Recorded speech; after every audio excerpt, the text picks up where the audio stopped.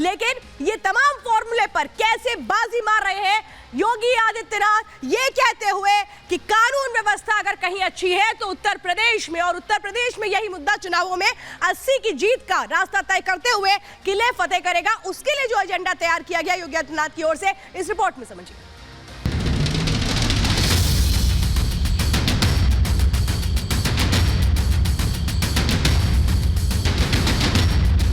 लोकसभा चुनावों को लेकर बीजेपी ने यूपी फतेह का फॉर्मूला तय कर लिया है। 51 उम्मीदवारों के नामों का ऐलान हो चुका है। अभी 29 नामों का आना बाकी है, लेकिन इस बीच बीजेपी ने जीत का मंत्र सेट कर लिया है।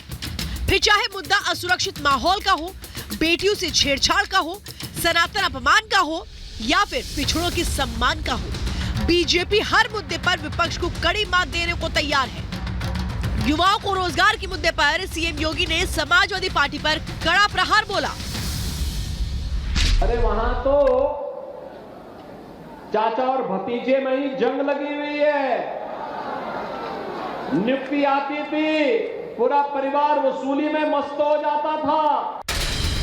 यूपी में माफिया अपराधियों को पालने पोसने का समाजवादी पार्टी पर आरोप लगाया और बताया कैसे माफियाओं का उपचार हो रहा है। आप देख रहे होंगे यहाँ माफिया पनप रहे हैं, यूपी में माफिया की छाती में बुलडोजर चढ़ रहे हैं।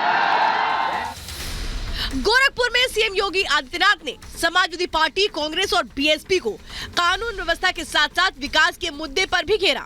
उन्होंने कहा कि जब अच्छी सरकार आती है तो सुरक्षा के साथ साथ समृद्धि भी लाती है। डबल इंजन की सरकार नहीं होती तो क्या ये 56 लाख गरीबों को उत्तर प्रदेश के अंदर मकान मिल पाते क्या? और क्या ये सपा और कांग्रेस के लोग दे पाते? सीएम योगी ने अखिलेश यादव के मिशन पीडीए की भी पोल खोली। उन्होंने कहा समाजवादी दलित हितैषी होने का दिखावा करती है। इतना ही नहीं, सीएम योगी ने पिछली सरकार को सनातन विरोधी बताते हुए कहा कि पहले पर्व त्योहारों पर कर्फ्यू लगा दिया जाता था, जबकि आज फूल बरसाए जाते हैं। पहले राम के नाम पर डंडे चलते थे, गोलियां चलती थी, आज जय श्री राम की बोली लगती है। याद करिए, पहले जय श्री राम का नारा लगाने पर लाठियां बरसती थी और अब दुनिया जय श्री राम का दर्शन करने के लिए अयोध्या धाम पधार रही है। ये लोग तो लाठी डंडा बरसाते थे, भाइयों बहनों, ये लोग तो जलाभिषेक पे रोक लगाते थे। सीएम योगी ने जनता को वोट की ताकत का एहसास कराते हुए कहा, देखिए आपके एक वोट ने यूपी को कहां से कहां तक पहुंचा दिया। सभी सीटें हमें चुना करके दे दी, सभी सीटें में दी, तो स्वाभाविक रूप से जब आपने 100% रिजल्ट दिया है तो 100% अपेक्षाओं पर खरा उतरने के लिए 100% कार्य भी हमें करना है। अपराध पर जीरो टॉलरेंस की नीति और अपराधियों पर त्वरित कार्रवाई, अफसरों को नसीहत, कठोर संदेश और वादों पर खरा उतरने की सीएम योगी की छवि अकेले ही यूपी का रण जीतने के लिए काफी नजर आती है। कोई बाहरी नहीं है, यही काम तुम भी करते थे, तो जो काम किए हो फल तो वही काटोगे जो बीज बोया है। अपराधियों के साथ साथ अफसरों पर भी लगाम कसने की सीएम योगी की तकनीक ही जनता का उन पर भरोसा और मजबूत बनाती है। यही वजह है कि जनता भी इससे खुश नजर आ रही है। योगी सरकार में बहुत बढ़िया व्यवस्था है, गरीबों को घर मिल रहा है, राशन मिल रहा है, हर चीज मुफ्त मिल रहा है। 10 में से 9 योगी जी को। अखिलेश ने हम लोगों के लिए तो कुछ नहीं किया। योगी का बहुत अच्छा है, योगी मोदी का बहुत अच्छा है, बहुत अच्छा काम किया। इतनी शांति है, देहात में बहुत शांति है, शहरों में भी बहुत शांति है। बेहतर कानून व्यवस्था हर किसी के लिए पहली प्राथमिकता होती है। सीएम योगी के राज में यूपी का लॉ एंड ऑर्डर न सिर्फ बेहतर हुआ बल्कि पूरे देश के लिए रोल मॉडल बन गया। बंगाल से लेकर पाकिस्तान तक योगी मॉडल की मांग अक्सर सुनने को मिलती है। यही वजह है कि कानून व्यवस्था को मंत्र बनाकर बीजेपी यूपी फतेह का दम भर रही है। Bureau report, Republic Bharat.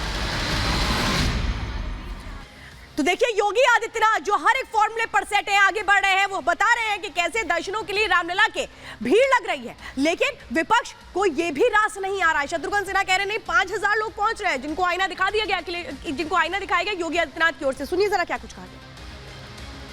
5 lakh लोग पहुंचे वहां पे प्रचार के बाद।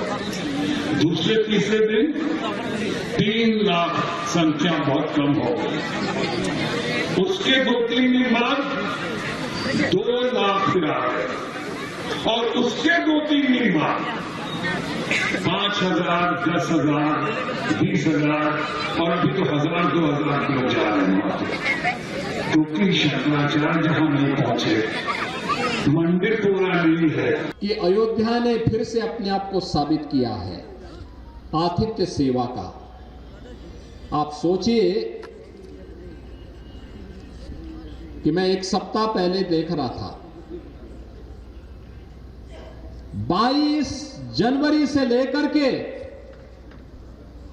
और 10 मार्च तक 1 करोड़ श्रद्धालुओं ने प्रभु रामलला का दर्शन अयोध्या धाम में आकर के किया है।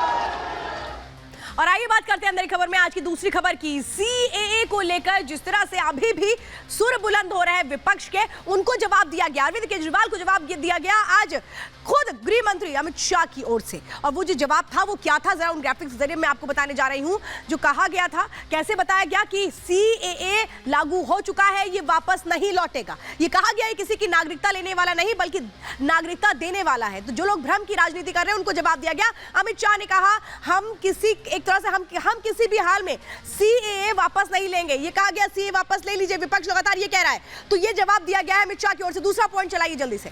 तो अमित शाह साफ तौर पर बता चुके हैं किसी की नागरिकता नहीं जाएगी, कानून लागू करने का अधिकार केंद्र के पास है। जबकि लगातार ये झूठ की राजनीति विपक्ष फैला रहा है, अपने राज्यों में लागू हम नहीं होने देंगे। विपक्ष कह रहा है 1947 से भी बड़ा माइग्रेशन होगा। तो अमित शाह की ओर से कहा गया है कि दिल्ली के सीएम एक तरह से रोहिंग्यों के बारे में बात क्यों नहीं करते, सिर्फ और सिर्फ तुष्टीकरण की राजनीति है, ये कहा जा रहा है। और इन सब को जवाब जो दिया गया है गृह मंत्री अमित शाह की ओर से, उसके बाद विपक्ष तिलमिला उठा है। एक रिपोर्ट देखिए।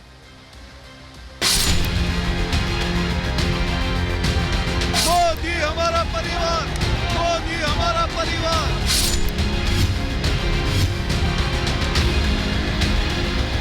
सीए का कानून कभी वापस नहीं जाएगा और भारत की नागरिकता सुनिश्चित करना ये भारत का विषय है, भारत की संप्रभुता का निर्णय है। इसके साथ हम कोई कॉम्प्रोमाइज नहीं कर सकते। गृह मंत्री अमित शाह का ये बयान उन सब विरोधियों को करारा जवाब है जो सीएए का पुरजोर विरोध कर रहे हैं।